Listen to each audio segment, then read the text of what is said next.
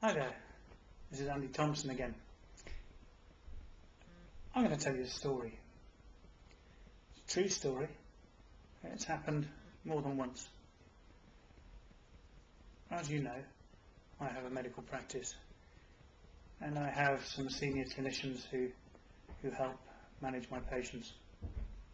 One day a lady came in to see one of those staff and a nurse practitioner who checked the person's blood pressure and found that it was high.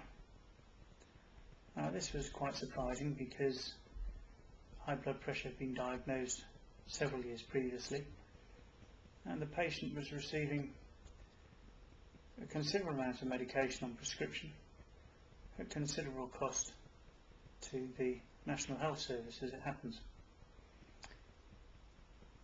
And so my nurse practitioner asked if the patient was taking their medication, and the patient gave all sorts of excuses as to why they didn't take all their medication, why they didn't take their medication every day, and in the end it was quite clear that this patient wasn't taking anything like the amount of medication they were being prescribed.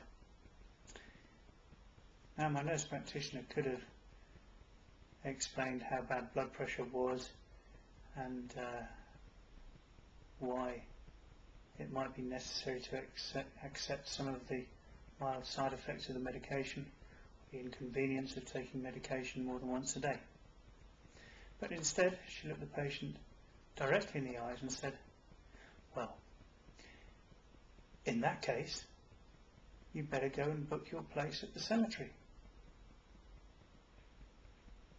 What do you think happened? The patient started taking their medication, their blood pressure came down, and in fact we were able to stop some of the medication because the reason that they'd been put on so much medication was that they'd never taken their medication religiously as prescribed. The point I'm trying to get across to you is this: you need to dramatize your ideas. It's easy to present facts and data, but unless you bring a sense of drama into your proposition, then it is quite possible that the person will be sidetracked, overwhelmed by figures, sidetracked by arguments about minutiae in your proposal, and will not get the big picture. But if you dramatize the big picture, you'll get your point across in a very effective way. I hope this has been useful for you, and if you'd like to find out more, then please visit my website, the address for which appears at the end of this video. Thank you for spending time with me today, and I look forward to spending more time with you in the future. Goodbye.